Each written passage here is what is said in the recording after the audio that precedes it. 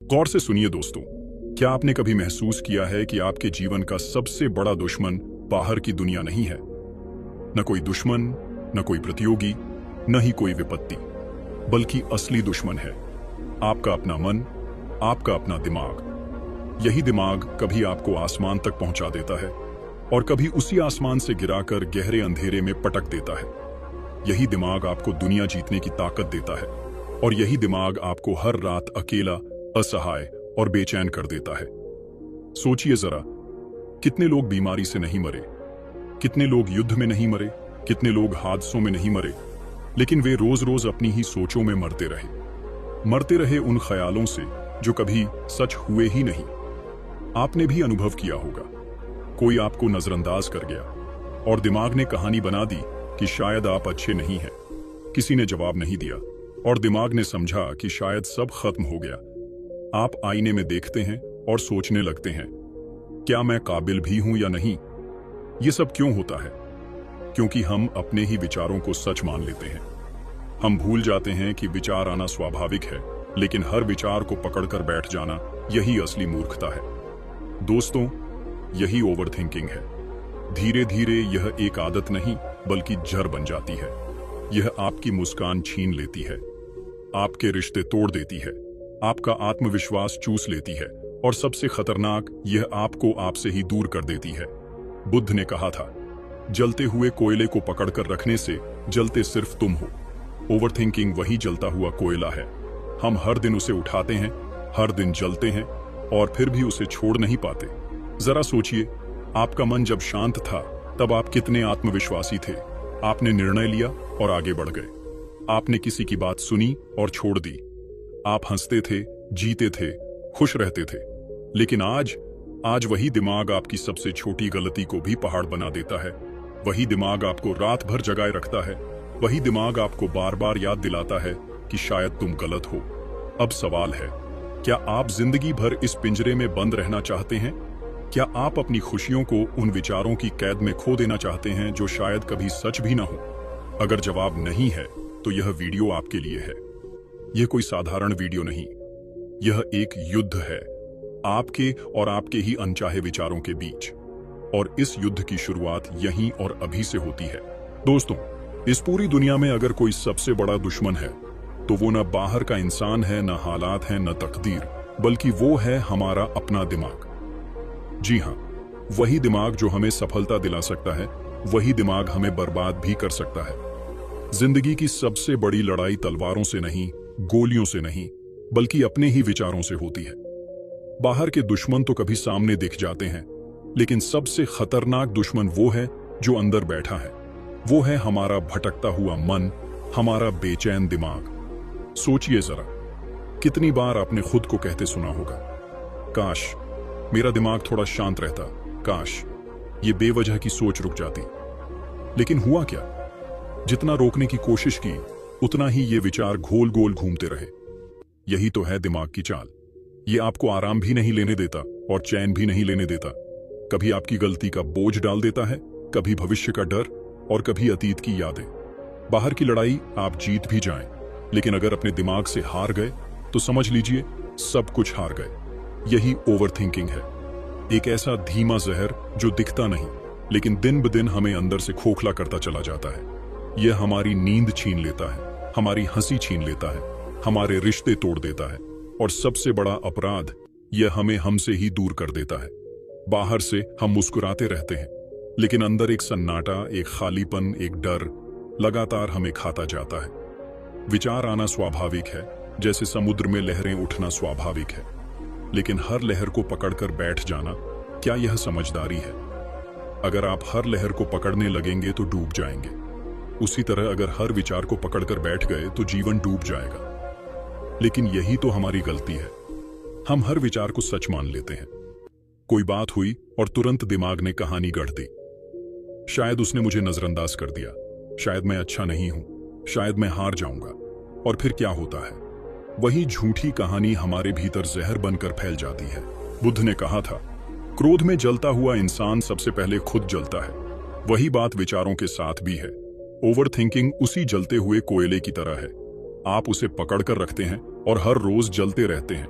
मगर फिर भी छोड़ नहीं पाते। मैं आपको एक उदाहरण देता हूं। एक बार एक आदमी नदी के किनारे बैठा था। पानी में बहुत सारी लकड़ियां बह रही थीं। उसने एक लकड़ी उठाई, हाथ में पकड़ ली और घंटों बस उसी को घूरता रहा। उसके दोस्त ने कहा, तू इस लकड़ी को छोड़ क्यों नहीं देता? आदमी बोला, नहीं, ये लकड़ी मेरी है। उसका दोस्त हंसकर बोला, अरे मूर्ख, ये लकड़ी तेरे हाथ में नहीं, तेरे दिमाग में अटक गई है।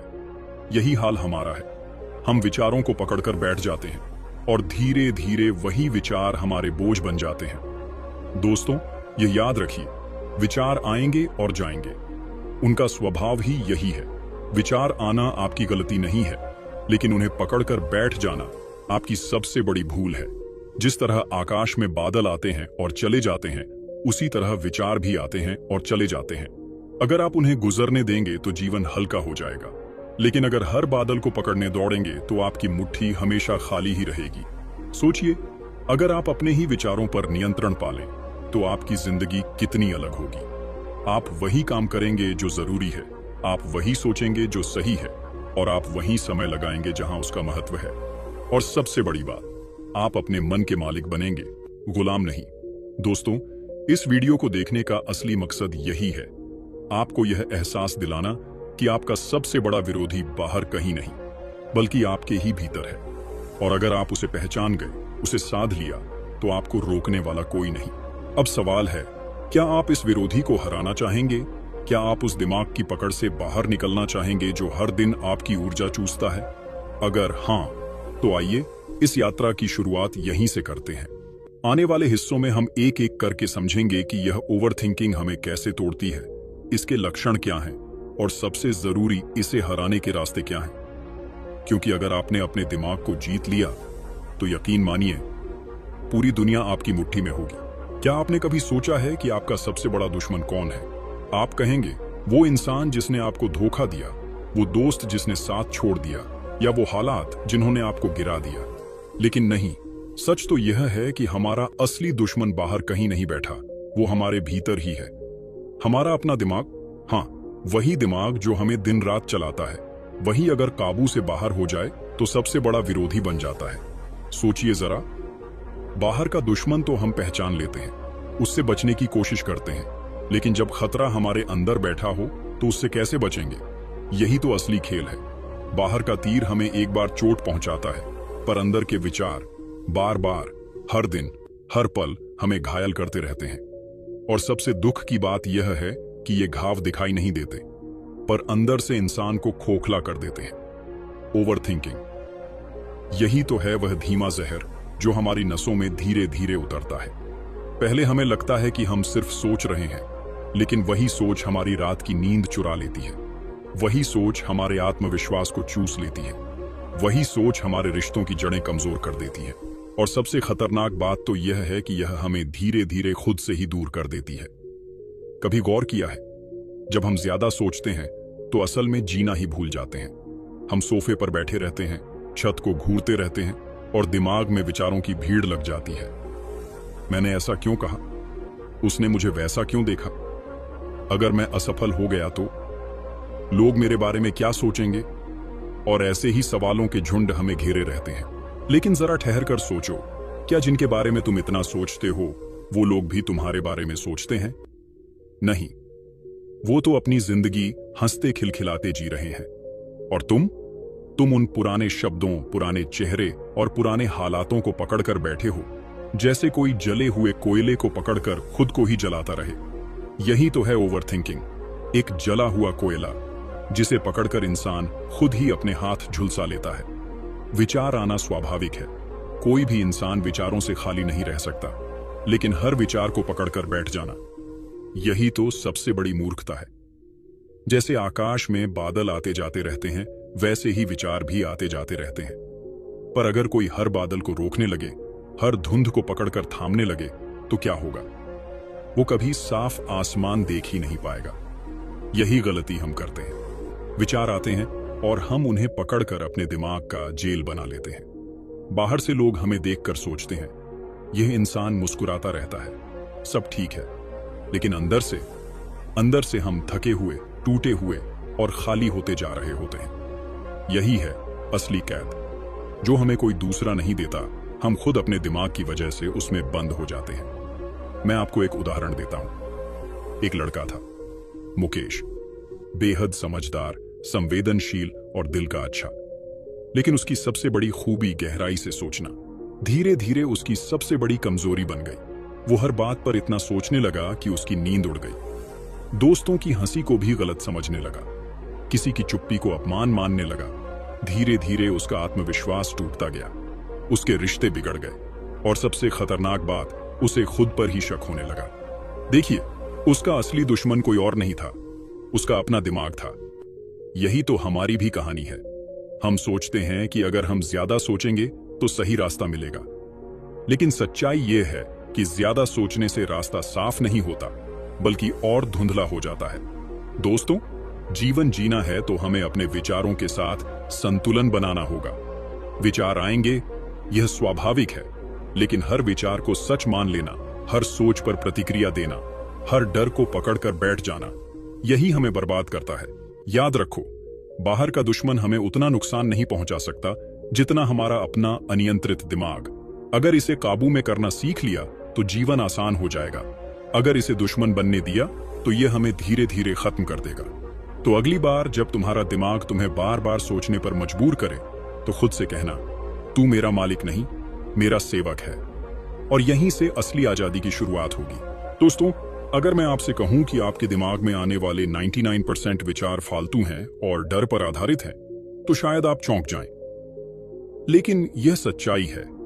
दिन रात जो ख्याल हमें घेरते रहते हैं, उनमें से कितने सच में जरूरी हैं, कितने हमें किसी समाधान की ओर ले जाते हैं, और कितने बस हमें थकाते, डराते और रोकते हैं।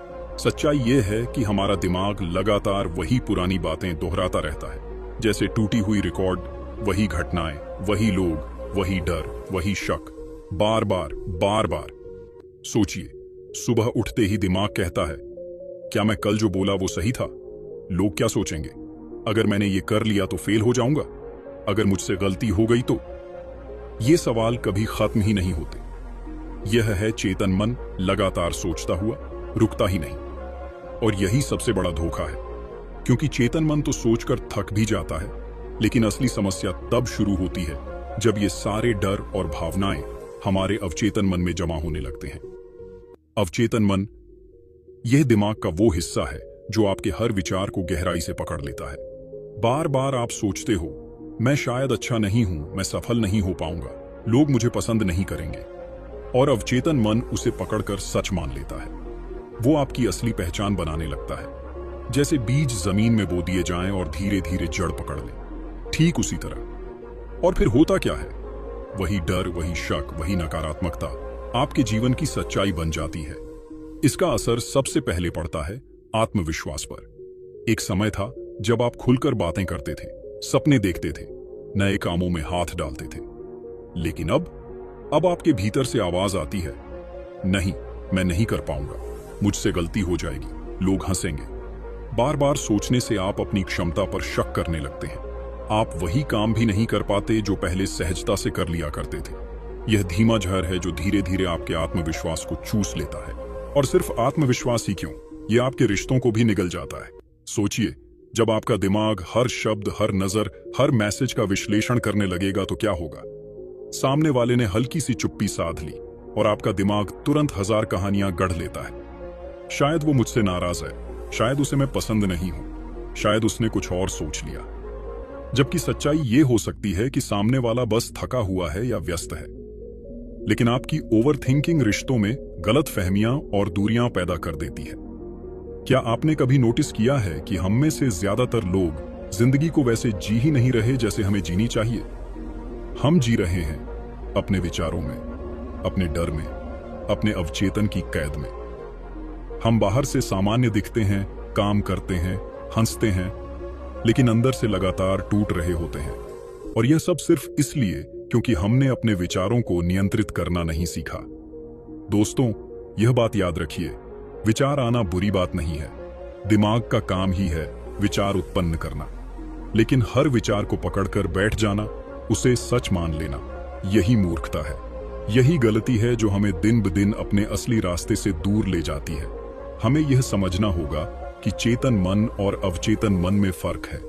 चेतन मन को तो हम संभाल सकते हैं, रोक सकते हैं, नई दिशा दे सकते हैं, लेकिन अगर हमने चेतन मन को लगातार डर और शक से भर दिया तो अवचेतन उसे पकड़कर हमारी हकीकत बना देगा। इसलिए जिंदगी जीनी है तो सबसे पहले हमें अपने विचारों पर जागरूक होना पड़ेगा।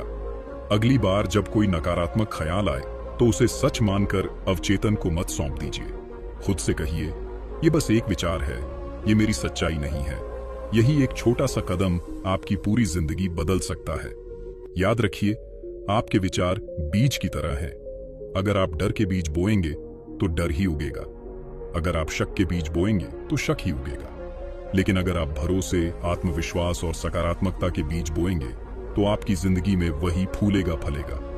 तो सवाल यह है कि आप किस तरह के बीज अपने अवचेतन मन में बो रहे हैं, डर के या भरोसे के? यही चुनाव तय करेगा कि आपकी जिंदगी अंधकार में जाएगी या उजाले में।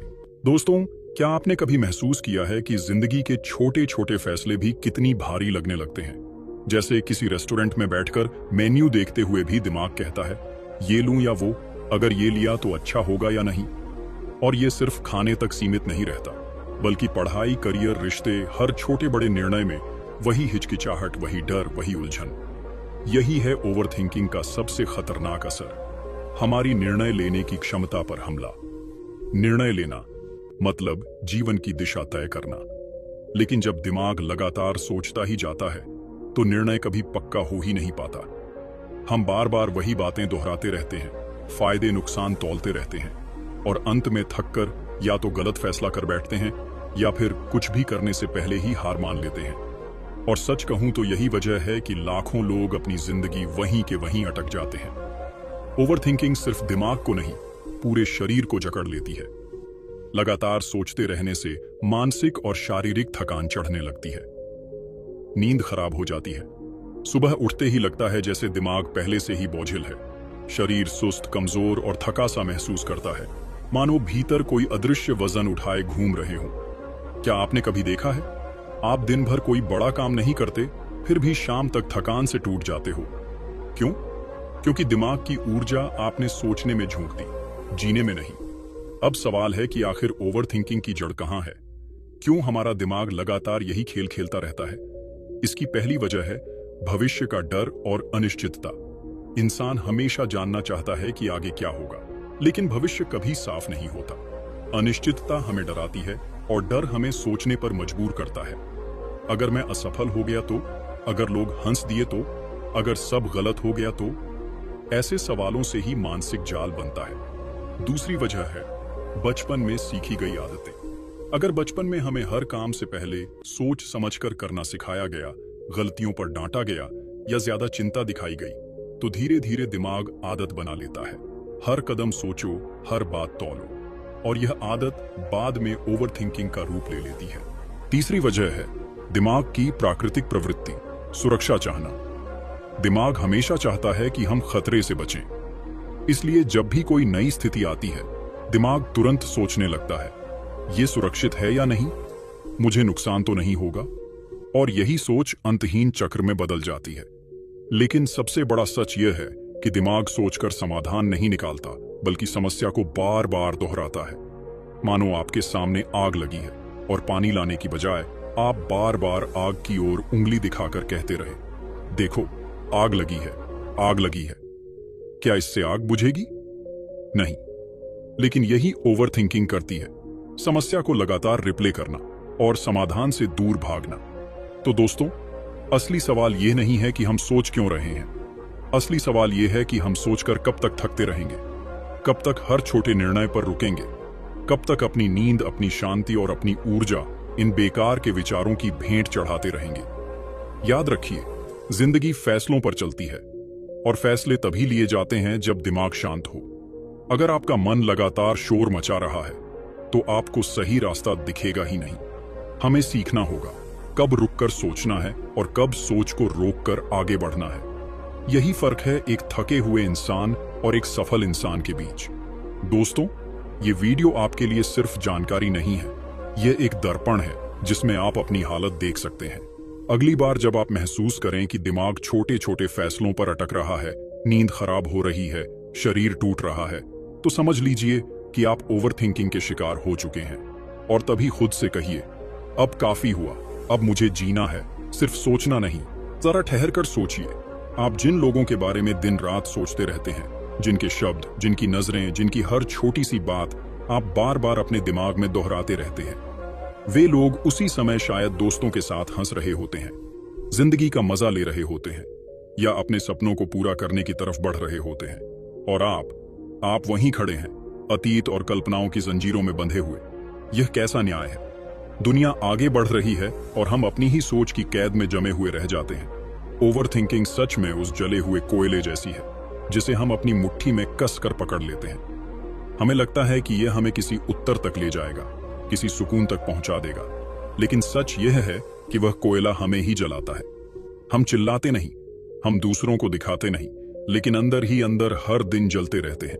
बाहर से मुस्कान ओढ़ लेते हैं, सबको लगता है कि हम बिल्कुल ठीक हैं, लेकिन भीतर हम टूटे हुए हैं, थके हुए हैं, खाली हैं। यही है आंतरिक कैद, एक ऐसी जेल जिसमें ताले बाहर से नहीं, भीतर से लगे होते हैं। मैं आपको एक कहानी सुनाता हूं। यह कहानी है सावन की। सावन एक बेहद समझदार और संवेदनशील लड़का था। उसमें गजब की प्रतिभा थी। वह लिखता था, चित्र बनाता था और लोगों को गहराई से समझ पाता था। लेकिन एक आदत ने उसकी पूरी रोशनी बुझा दी, ओवरथिंकिंग। कोई भी छोटी सी बात होती, सावन घंटों, दिनों, हफ्तों तक उसी पर सोचता रहता।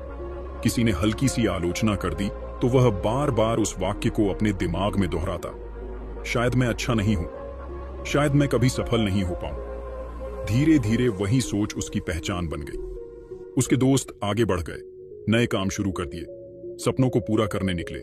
लेकिन सावन, वह अभी भी उसी जगह खड़ा था जहां से उसने सोचना शुरू किया था। हर नए मौके पर उसका दिमाग कहता, क्या होगा अगर मैं असफल हो गया? लोग हंसेंगे तो? और इस डर ने उसे जकड़ लिया। एक समय आया जब उसकी संवेदनशीलता उसकी ताकत नहीं रही, बल्कि उसकी कमजोरी बन गई। जो लड़का अपनी क्रिएटिविटी से दुनिया बदल सकता था, वह अपने ही विचारों की कैद में गुम हो गया। दोस्तों, सावन की कहानी सिर्फ उसकी नहीं है, यह कहानी शायद हमारी भी है। फर्क बस इतना है कि हम इसे मानना नहीं चाहते। हम सबके भीतर एक सावन है जो हर वक्त सोचता रहता है, लोग मेरे बारे में क्या सोचेंगे, मैंने जो कहा वो ठीक था या नहीं, भविष्य में क्या होगा। और जब तक हम ये मान नहीं लेते कि यह सोच हमें रोक रही है, तब तक हम अपनी ही जिंदगी की रेस से बाहर रहते हैं। याद रखिए, जिनके बारे में आप सोचते रहते हैं, उन्हें शायद अंदाजा भी नहीं है कि आप उनके एक वाक्य या एक नजर को लेकर कितनी रातें जग चुके हैं।